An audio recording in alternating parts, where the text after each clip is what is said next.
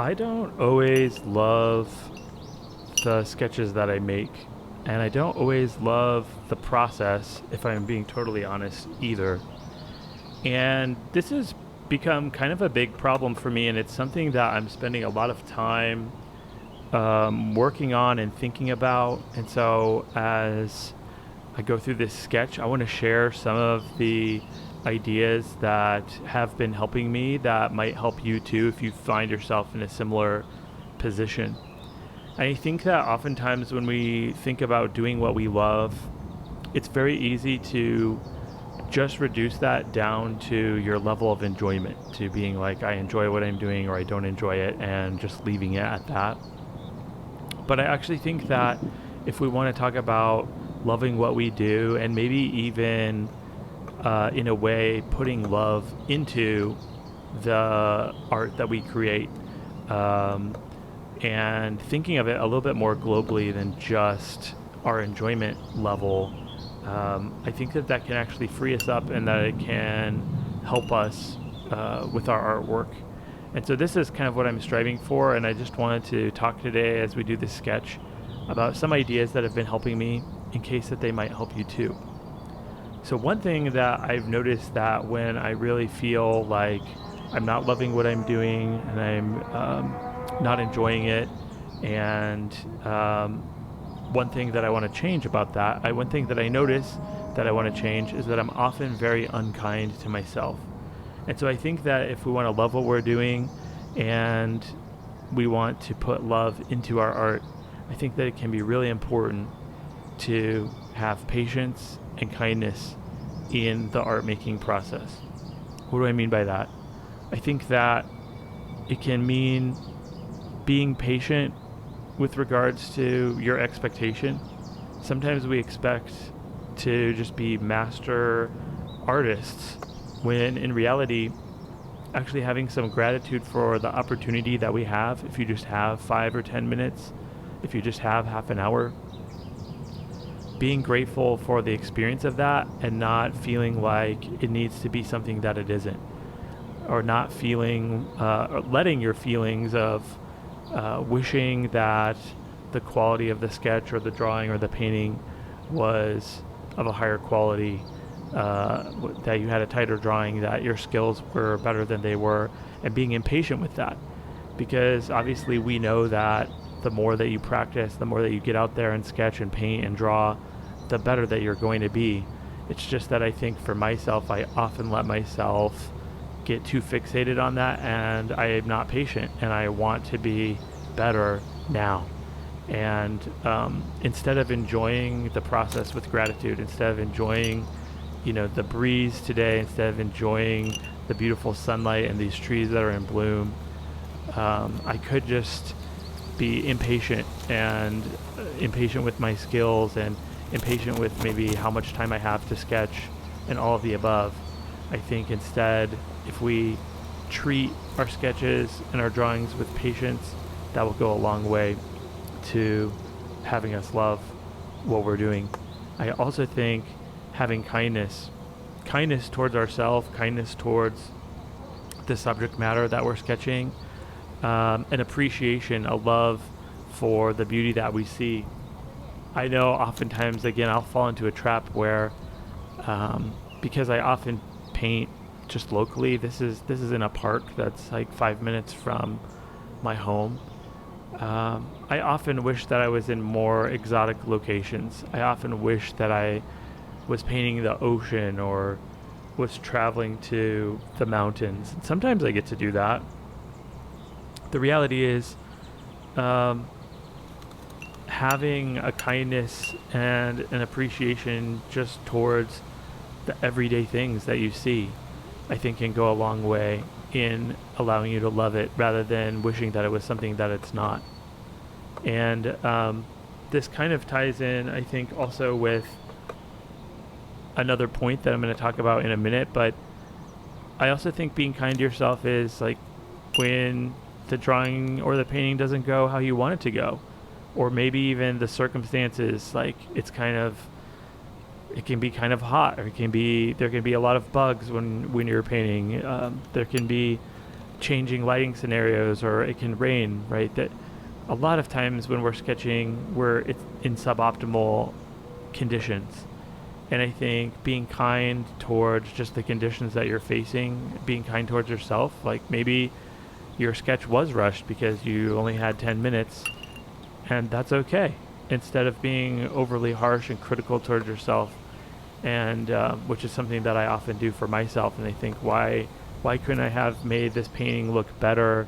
Um, I haven't done a whole lot of gouache sketching, and so this is feeling new to me at this point, and it's like I'm coming off of a long break. It's a little bit unreasonable sometimes for my inner dialogue to think this should just come out perfect, every brushstroke should be perfect, everything should look the way I want it to, and if it doesn't, that means I'm a bad artist. Actually, just the fact that maybe I am a bad artist, but at least I'm an artist, at least I'm out here sketching, right? And I think it's just very easy to be hard on ourselves and overly critical and to be unkind to ourselves because we feel like we're not getting the results that we want. And I think if you want to love what you're doing and you want that love to translate, I think actually being kind towards yourself, as well as others, as well as the people you're sketching or the subject matter that you're sketching, being kind towards the scene, being kind towards the moment, the opportunity, the time that you have, all of those things, I think, like shifting your attitude will help you love what you're doing more.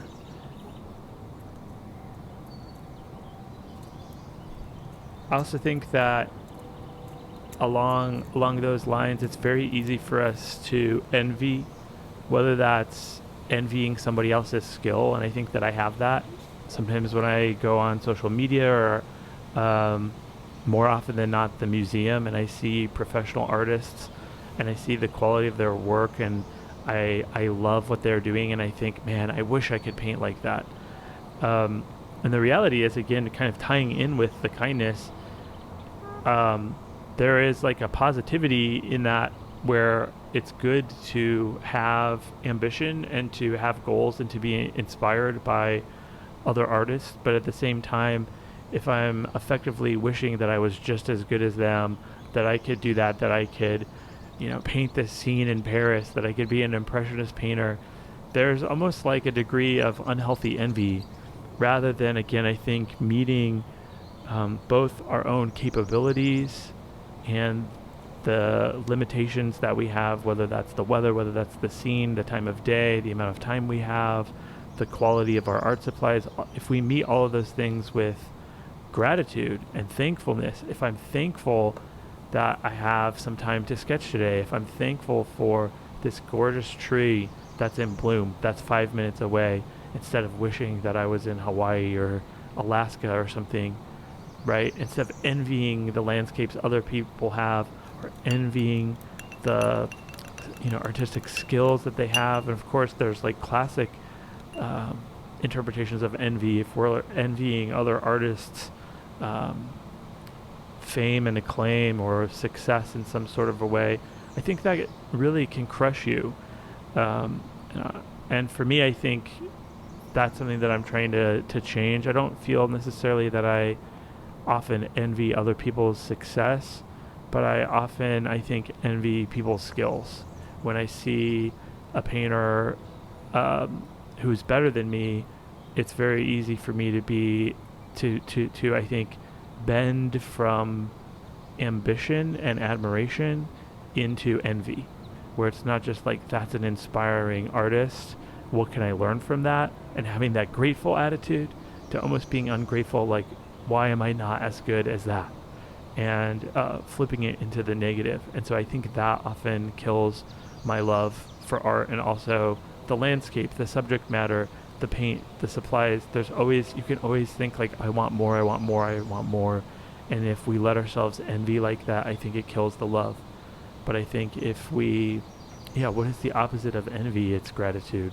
If we're thankful for the time we have, if we're thankful for the opportunity we have, even if we're thankful that, like, hey, I'm getting out to sketch today, the weather is nice, the lighting is beautiful, this is a beautiful tree, how cool is it that I get to, have time in my day to come and do this, I think that can shift our mindset quite a bit.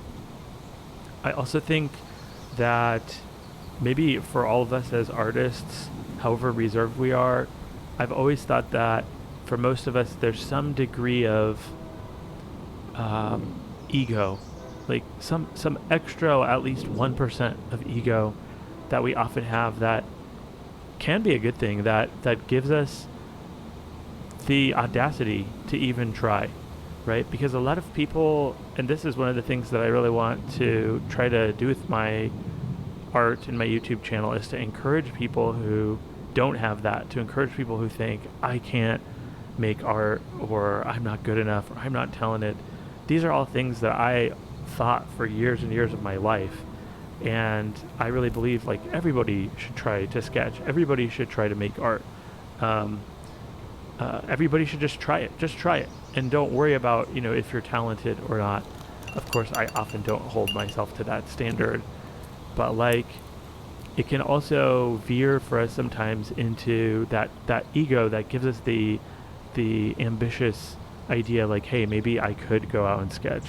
Maybe I could post this sketch on Instagram or show my friends or my family. Maybe I should pop this painting into a frame.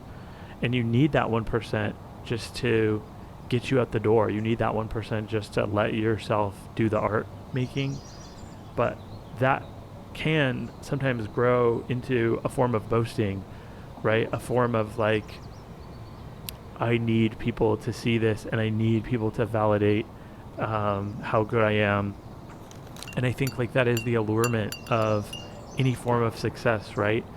And it's crazy, how we can almost kind of pervert a good thing. And so I think like that's something that I'm trying to watch out for, which is like not allowing people's compliments or the success or lack thereof, on social media, or if I sell a painting, or if somebody compliments me, or if they don't, like not letting either of those things really affect the way that I feel about what I'm doing, and knock me off of this mindset that I want to pursue of gratitude. Because if you get almost into like a boastful mentality, or you're chasing for people's compliments, or you're chasing money, or chasing whatever your version of success might look like. And it was like I was saying before, sometimes like the version of success is just like, I wish that the quality of my lines were better, or I wish that my tonal values were better, just for my standards, right? But like, I guess it's almost digging deeper into that. Why do I want the quality to be better? Is it because I want the art to be better, or is it because I want to be known as a better artist? And I think for me, it's valuable for me to consider those differences. It's really valuable for me to think about those differences and to avoid that. I don't want to be boastful with my mindset, and I don't want to be envious with my mindset. Again, I think being grateful in my mindset, that helps me love what I'm doing. That helps me enjoy the process.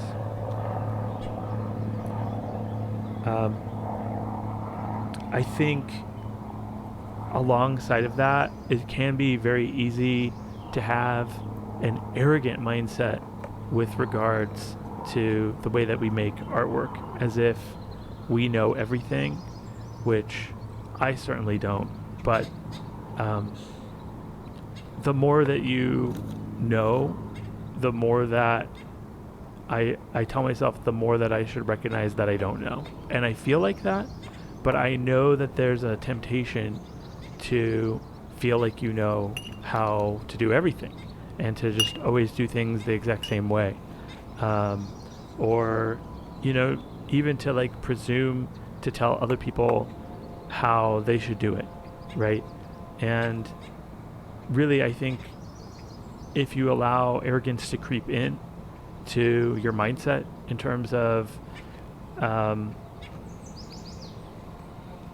how you make the art, how you talk about it, especially if you teach, how you share what you know. I think that that can really be a lethal, that can really kill your enjoyment. And I try very hard not to do that. I don't feel tempted to do that, but it's something that I've observed in other people. Um, and, like sometimes we can look at what other people do and we can go, yes, I want to do that, right? In the way that another artist inspires us. Maybe it is their technique or the way they apply paint, but it also can be their attitude or their positivity or the way that they share what they know with the world. But I also think that we can look at people who do things in a way that we don't want to do them, and we can also learn those lessons. And so that's just something that I've seen, that there are a lot of people who will tell you exactly how to paint and exactly what you do. And I hope that I've never done that, and I really want to never be like that. I want to share what I know, but there are many ways to do things. And one of the things that I love about this community that we have online is that I get to hear from you guys a lot in the comments, and many people will share their expertise and their insight and their knowledge, and I genuinely learn and get new appreciation and new insights and different ways of thinking about it from you guys. So I really appreciate that. But if the only way to be completely defended against arrogance is to not be human, like if you're a human being, I think that it poses a threat. And I've known enough people and seen it enough in the creative spaces that I've worked in to know that it will kill your love. And so that's something that I've kind of just noted that I want to get rid of. And I also think, like, in a more abstract way, like if we have a arrogance towards how we think the sketch should go, how we think things should go, and instead of allowing it maybe even in a mindfulness sort of a way, like just allowing the experience of the sketch and the painting and the drawing to be what it is, rather than demanding that the experience bend to our will. I think that's another way that arrogance can creep in.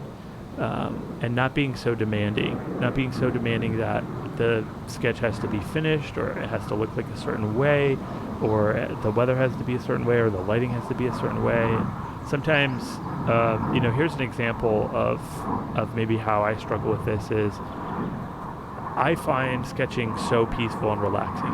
And sometimes I go out and I'm in nature or something, but then other people come and maybe they're somewhat distracting, or they're making a lot of noise and it bothers me.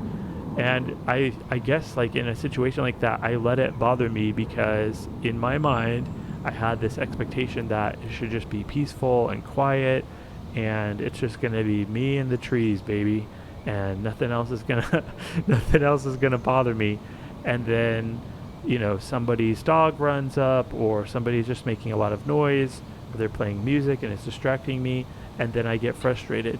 And the reality is maybe that is a form of arrogance that I struggle with. And I think, again, entering into the situation, you're going to open your sketchbook, you're going to squeeze out some tubes of paint, and you're going to just let it rip. And being open-minded and open-hearted towards, again, with gratitude, the opportunities that we have, I think it sets us up to love what we're doing. And I think that if you close yourself off and you demand that the artwork be a certain way or the experience be a certain way, then that can translate into arrogance, and I think that can kill your love. I also think, kind of along those lines, like if we insist on our own way, if we insist, like, this is how the experience should go, this is how the painting should look, instead of doing the right thing, which is entering into each sketch, each drawing, each moment, and going, what does it have for me? Like, looking at this scene in front of me, and I'm going to paint it as best as I know how to paint it, but thinking about it almost as though there were a relationship there. Like this scene on this day with this lighting, with, you know, the paints that I have, this has something to teach me. Am I listening to that? You know, I'm going to make a lot of mistakes as I'm doing this sketch. I'm sure I've already made a bunch. You guys are probably seeing it. And there's something that this painting has to teach me. There's something that tomorrow's sketch has to teach me. Am I listening to that? Or am I kind of closing myself off and saying, oh, I need it to be a certain way, X, Y, and Z. I need it to meet my expectations. I need it to feel the way I want it to feel. Having that neediness, having that demanding arrogance, that rudeness, that it's almost like low level anger, and you end up not appreciating the experience. You end up not appreciating what you do. I think that's the opposite of love, right? I think if we say like we're gonna love what we do, even the bad sketches or the low, whatever you want, maybe, you know, if you love what you do, none of them are bad. Somebody said something like that in the comments, like if you love what you do, it's never bad. And I agree with that. I mean, I think that when we think about all forms of love, almost everybody on planet Earth agrees that love is the ultimate good, or one of the ultimate goods in life, one of the ultimate good things that we can do. And so I think it's just worth pursuing in our art making when we all know from personal experience. You can reflect back and go, there are a lot of negative emotions sometimes intertwined with the creative act. The negative emotions with doubting yourself, with feeling frustrated, with feeling confused, with feeling constrained, you know, by limitations of time or resources or energy or knowledge or all of the above. These are things that I feel frustrated and constrained by. There are all kinds. It's a battle against our own selves, and I also feel like different people have different temperaments. I think some people are very sanguine and even keeled, but I also think that it seems totally obvious that a lot of creative people also experience feelings and emotions at a higher level, oftentimes, or at a heightened. We experience heightened emotions at times. This allows us to be creative, but it also means that like the negatives and the lows can also feel more intense as well. The intensity is what I'm talking about. And so, yeah, there are ups and downs in everything. And I think being able to navigate the ups and the downs in such a way that our love continues is super valuable and super meaningful and worth pursuing. And this is kind of what I'm trying to get at. So rather than insisting on my own way and being like, this has to turn out in thus and such a way, and that might not even be a conscious thought, but a subconscious thought. Like, I expect the painting to be a certain way. If I let that go and I kind of walk into this situation, I think, what does this painting have to teach me today? What does this scene have to show me today? What am I going to see today? What am I going to learn today? I think that is a recipe for loving what I do. And I highly recommend it. Along the lines of having a certain intensity to the experiences that we have and the emotions that we have, I think it's very easy to be irritable, and I think that that's a killer. So I think that for those artists, and maybe these are more experienced artists with wisdom, a lot of you are out there commenting, and I love it. And one of the things that I'm trying to teach myself is to be that sanguine, to be that stoic, and to not, overreact to the vicissitudes of plein air sketching, urban sketching, even in the studio too. Like when things don't go the way we want them to, when things seem to go wrong, when we make mistakes, not really overreacting to that, not getting overly upset, but being more even-keeled, I think is actually a pursuit worth practicing. kind of back to what we were talking about at the beginning, if you think about like patience and kindness towards yourself, you have to realistically and rationally recognize that there are going to be mistakes. Mistakes will be made. I heard somebody recently say the best part of making mistakes is learning from them, right?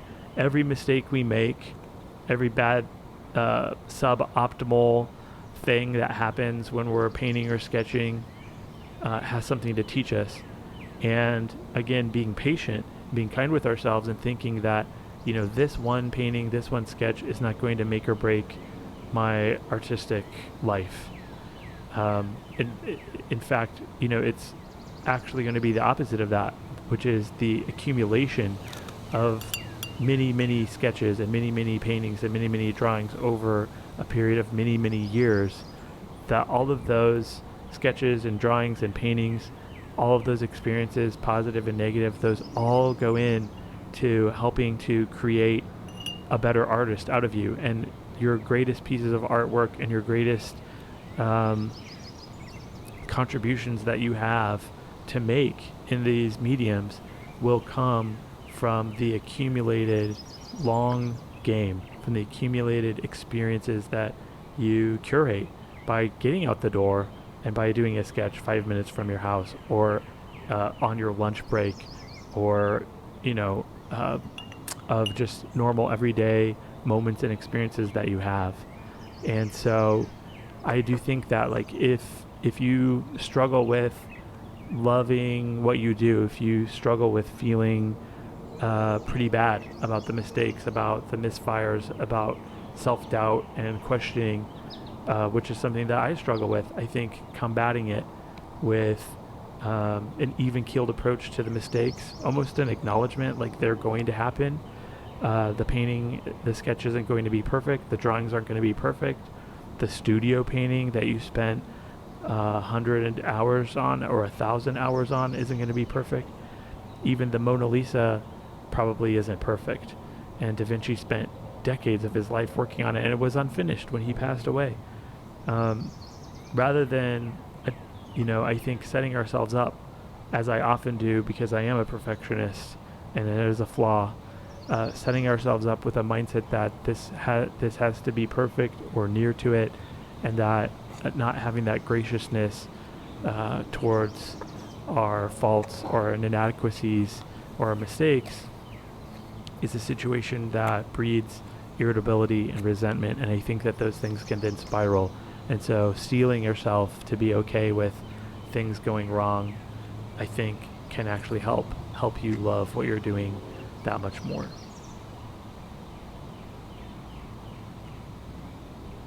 I also think one of the things that I'm trying to avoid is not just when bad things happen or when, I don't accomplish my goal, but also when, maybe somebody is extra harsh, extra critical, condescending, they put you down. There have been times where, I've aimed at an opportunity where I tried to get into certain plein air events, or you try to sell a piece of artwork or get into a gallery and you're rejected. And one of the things that I am trying to do is to not be resentful. If somebody has unkind words, which, sometimes happens, being okay with that, again, like thinking almost in a way like this is an opportunity for me to practice love for that person, and also for, my art making and for the experience that I have, and not allow myself to grow resentful because of a failure or because of someone's criticism or anything like that, because I think resentment is almost like when you turn into the monster that you're fighting, right? We don't want to stare into the void, lest the darkness stare back into us, right? We want to not turn into that, and it's often resentful people who are very unkind. And I'm very lucky that very rarely does that happen, but it has happened, and I think that it can happen And there are all manner of things that can sort of give us opportunity for resentment. So that's something that also I'm trying to avoid and not feel entitled to anything. I'm not entitled to other people's appreciation. I'm not entitled to having my artwork go the way that I want it to. I'm not entitled to be more talented or skilled than I am. I'm not entitled to sell paintings or get into galleries or have any form of success whatsoever. And if I, let myself fall into that trap, it can really breed resentment. And so, again, I think countering it with gratitude and thankfulness and openness will allow you to just love what you're doing. And then when those opportunities do come, you're thankful for it. You've been practicing that all along. It's just like our brush strokes. It's just like our color mixing. It's just like our tonal values and our perspective and all these rudiments that go into making an artistic image come off the page and be successful. We also have to practice the mindset and the attitudes that also make it successful, right? And just like the more sketches you do, the better at it you will get. The more that we practice this this mindset, the more that you will love what you're doing. And to me, I think one of the reasons why this is worth pursuing is because if you love it, I think then you can do it forever. And I also think that if you love what you're doing and you do what you're doing with love, it translates. It translates to your audience. It translates in your paintings, in your sketches, in your drawings, and it comes through. And it can really make a meaningful difference to anybody who looks at your art. And that's a component too, that sometimes goes overlooked, that it's not just about us, but it's also about whoever gets to someday see our artwork, whether that's something that you're intentionally pursuing or maybe it's after you're gone, maybe it's something that your kids will see. All of it matters if it's done, I think if it's done with resentment and irritability and frustration and pride, I think that will translate. And I think that if on the other hand it's done with gratitude and openness and love, I think that will translate too. And it kind of reminds me when I was a much younger man, I was in music school studying music, and I was kind of a music chauvinist in that I felt that music was the most superior art form. And I didn't do any kind of visual art at that time at all. And I had an opportunity to go to the Chicago Art Institute. And I remember at the time, one of the things that I commonly said in my arrogance was that no one ever felt an emotion looking at a painting. But when you listen to music, it makes you feel an emotion. And again, this was wrong-headed of me, but I didn't realize that it was wrong. And I'm looking at the paintings at the Chicago Art Institute as not even a casual art fan. And at the Chicago Art Institute, they have one of Vincent van Gogh's self-portraits. And I saw that self-portrait. I'm standing there looking at it, and my entire worldview shifted because I stood there and I felt a deep, profound emotion, and tears started to roll down my cheek. And this was like a profound, paradigm-shifting, worldview-altering experience. And I want to point that out because Vincent van Gogh didn't have a lot of success, commercial success, or plaudits and people, congratulating him for what he did. He just did it anyway. And he had a lot of hardship and negativity and difficulties in his life. And he did the artwork that he did anyway. And I am so glad for it. And I never knew Vincent van Gogh, right? He died a long time ago. But for all of us who see his art, there's some lasting, beautiful, profound love that is exuded in his artwork, in his brushstrokes. And I think that if he were a hateful, resentful,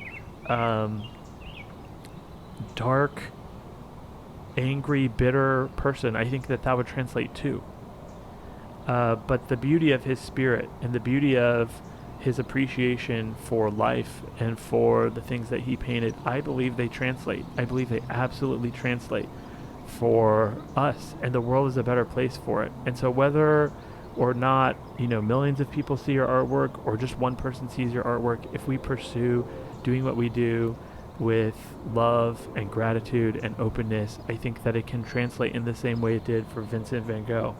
that's my goal, right? Whether or not it's ever, um, our goal as artists is not to be as good as somebody else, or to be have what happened to somebody else happen to us. Our goal as artists is to become more of ourselves, and to let that permeate what we do. And so I think that the more that you pursue that, and the more that you pursue love and openness and gratitude and light in what you're doing, the more that it will translate to anybody who sees it, and it can make a real impact. And I know that it has for me. I think that one of the things that I feel that's super powerful in Van Gogh's paintings, and I want to try to find a way, I'm on a quest to find a way to infuse it into my artwork as well, is a pursuit of the truth. And I think, to me, this is sort of an abstract thing, and maybe people might argue this, but I think that, like Ernest Hemingway said, when you don't know, when he said about his writing, when I don't know what to write, I remind myself to just write one true sentence. And to me, this gets at a heart that I think, in a sort of a cosmic way, all art forms are concerned with the truth. And for us as artists, I think being in pursuit of that is effectively the goal of all art making. And again, like, thinking about it in these terms, it can kind of take it out of the realm of if you're enjoying it or not. And it can take it out of the realm of sort of a self-centered focus where you're like, am I getting what I want out of it? And instead, if you're thinking, like, is there some kind of a truth, whether that's like an adherence to the scene in front of you, or is it a truth to the goal that you're pursuing? I mean, to me, I think that there's some role that truth plays in the creative process and in the foundational meaning of why we create in the first place. And if you pursue that, I think that you're well on your way. And so pursuing that, celebrating that, figuring out what that means, and trying to suffuse your work with that pursuit is, to me, a recipe for loving what you do and doing something that's meaningful. Lastly, I think that in order to love what you do, you have to be willing to not give up. I think that being unflagging in the face of difficulty, being unflagging and unstoppable, even when you are dissatisfied, even when you don't accomplish all of your goals, even when maybe you genuinely make a mistake, maybe you have been boastful, maybe you have been arrogant, maybe you have been resentful, maybe you have been irritable, maybe you are doing it for the wrong reasons. There's always tomorrow. There's always the next sketch. There's always the next drawing. There's always the lesson that this painting has to teach you. And I think that if you commit yourself that I'm not going to give up, I'm not going to give up when it's hard, I'm not going to give up when people criticize me, I'm not going to give up when it starts to rain, I'm not going to give up when I drop my sketchbook in the toilet, which I actually genuinely have done, and it really was not my favorite thing. Don't give up. Don't quit. Don't stop. Even when it's hard, even when you're not enjoying it, even when it's hot outside, even when you're getting eaten by bugs, even if nobody's going to see the sketch, even if you're not enjoying it, even if your paint's dry on the palette like mine have right now, don't give up. Don't quit. Don't stop. And I think that if you can commit yourself to that, like, I'm not going to let the negative things that happen, the disappointing things that happen, the frustrating things that happen, the lack of progress, I'm not going to let all these things interfere with my pursuit of truth, my pursuit of beauty, my gratitude, my openness. Then love is going to win out. Love is going to win out in the art that you make. Love is going to win out in your experiences. Love is going to win out, and you will love what you do. And anyone who gets to see what you do, they will love it too. And ultimately what you do will matter. And I believe that our efforts matter. I believe that the way you view the world matters. I believe that every time we try, it matters. And that's why I often end my videos by saying you have a voice that matters. And this is something that I really wanted to start the YouTube channel to convey, that I really do think that all of us should be creative, because there's only one of you. There's nobody else who sees the world like you. And if you pursue what you can sketch what you can sketch, you can do what you can do, it all matters. So get out there, be creative, love what you do, and I'll see you next time.